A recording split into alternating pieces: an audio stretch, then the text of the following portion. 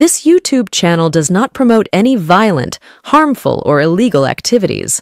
All content provided by this channel is meant for an educational purpose only.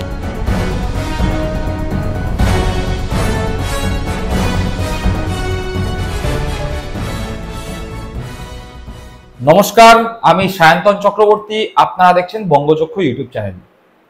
আজ এই প্রতিবেদনে এমন একটি খবর তুলে ধরতে চলেছি যা বাংলার কোনো প্রথম সারির সংবাদ মাধ্যমে আপনারা দেখতে পাবেন না।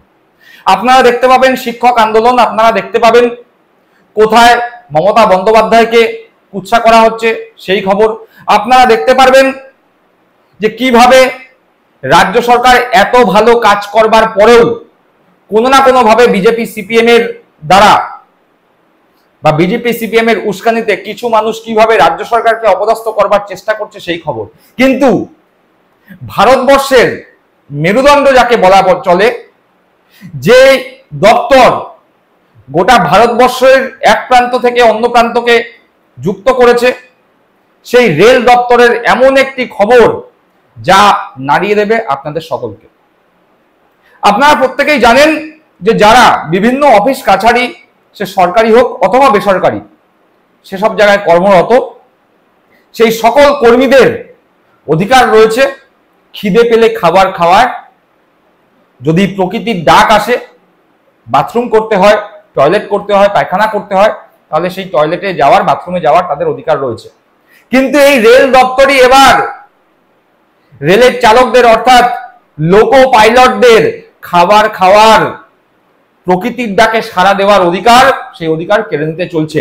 এই ধরনের একটি বিস্ফোরক তথ্য সম্বলিত খবর উঠে এসছে সংবাদ প্রতিদিনের অনলাইন ভার্সনে। সেই প্রতিবেদন নিয়েই আজকে আমাদের প্রতিবেদন। সেই ভয়ঙ্কর প্রতিবেদনে বলা হচ্ছে, খিদে পেলে খাওয়া যাবে না, সাড়া দেওয়া যাবে না প্রকৃতির ডাকেও। লোকো পাইলটদের জন্য অমানবিক নির্দেশিকা। এই নির্দেশের বিরুদ্ধে বিক্ষোভ শুরু করেছেন লোকো পাইলটরা।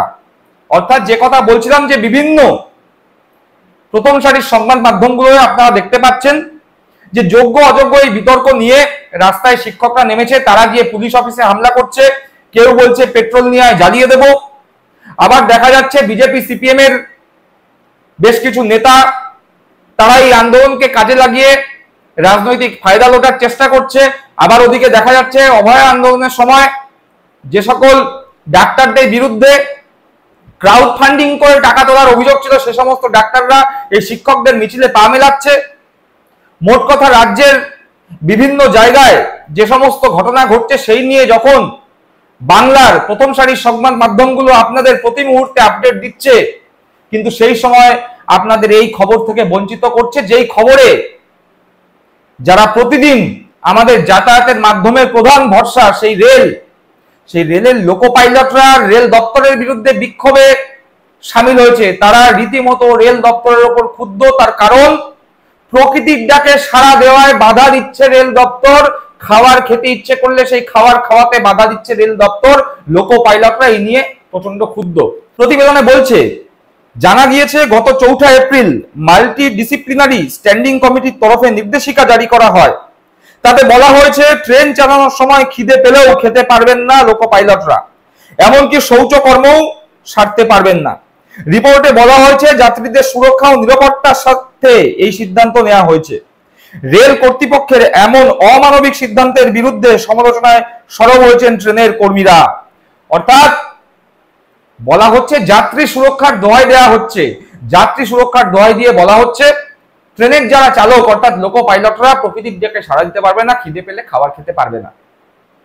কিন্তু এই যাত্রী সুরক্ষার স্বার্থে যখন বিভিন্ন মহল থেকে বলা হয়েছিল সিগন্যালিং ব্যবস্থা উন্নত করতে, রেলের ট্র্যাকগুলো উন্নত করতে, যেখানে যেখানে পরিকাঠামোগত দুর্বলতা হচ্ছে সেখানে সেখানে উন্নত করতে, যখন সাধারণ মানুষরা এই ধরনের বিষয় নিয়ে সমালোচনা করেছিল, তখন বলা হয় যে আমাদের রেলমন্ত্রী উচ্চ শিক্ষিত রেলমন্ত্রী, তাই তার সমালোচনা করা যাবে না।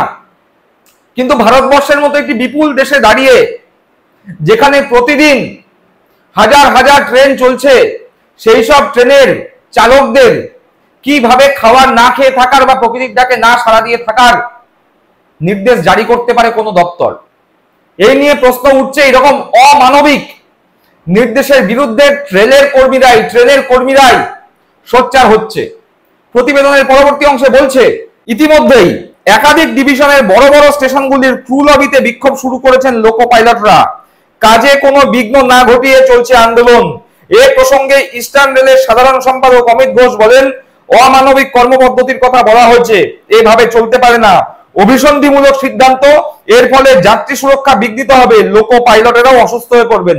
স্বাভাবিক ব্যাপার, দীর্ঘক্ষণ ধরে যদি কোনো রেলের চালক না খেয়ে থাকেন, খিদের জ্বালায় যদি ট্রেন চালাতে গিয়ে কোনো বিঘ্ন ঘটে, তাহলে ট্রেনে যদি কোনো দুর্ঘটনা হয়, সেক্ষেত্রে সরাসরি তার প্রভাব পড়বে ট্রেনের যাত্রীদের উপর। দীর্ঘক্ষণ যদি বাথরুম বা পায়খানা পাওয়ার পরেও সে টয়লেটে যেতে না পারে, বাথরুমে যেতে না পারে, তার প্রভাব যদি তার শরীরে পড়ে, সে যদি অসুস্থ বোধ করে এবং তার ফলে যদি কোনো দুর্ঘটনা ঘটে, সেক্ষেত্রে সরাসরি সেই দুর্ঘটনার প্রভাব গিয়ে পড়বে ট্রেনের যাত্রীদের ওপর। কিন্তু যদি কোনো দুর্ঘটনা হয়, সেক্ষেত্রে আমরা কি দেখি, সরকার থেকে ক্ষতিপূরণ দিয়ে দায় সারা হয়। রেল মন্ত্রী এবং রেল দপ্তর বিভিন্ন রকম তদন্তের নির্দেশ দেন। কোনো কোনো ক্ষেত্রে লোকো পাইলটরা যারা ছিলেন, তাদের বলির পাঠা করে তাদের চাকরি খেয়ে নেওয়া হয়, কিন্তু রেল মন্ত্রী, রেল দপ্তর বহাল তবিয়তেই থেকে যান, তাদের বিরুদ্ধে কোনো রকম তদন্ত হয় না। এক্ষেত্রে এবার সরাসরি রেল দপ্তরের টার্গেটে লোকো পাইলটরা, যারা নিজেদের কাঁধে এত বিপুল পরিমাণ মানুষের জীবনের ঝুঁকি নিয়ে তাদেরকে নিজের গন্তব্যস্থলে পৌঁছে দিচ্ছেন, তাদের কাছে থেকে নিজেদের খাবার অধিকার, টয়লেটে যাওয়ার অধিকার, বাথরুম পেলে প্রকৃতির ডাকে সাড়া দেওয়ার অধিকার কেড়ে নিচ্ছে এই ধরনের একটি নির্দেশিকা। দর্শক বন্ধুরা, এ বিষয়ে আপনারা কি মনে করছেন? আপনাদের মূল্যবান মতামত কমেন্ট বক্সে কমেন্ট করে জানাবেন। সকলে ভালো থাকবেন, সুস্থ থাকবেন। জয় হিন্দ, বন্দে মাতরম।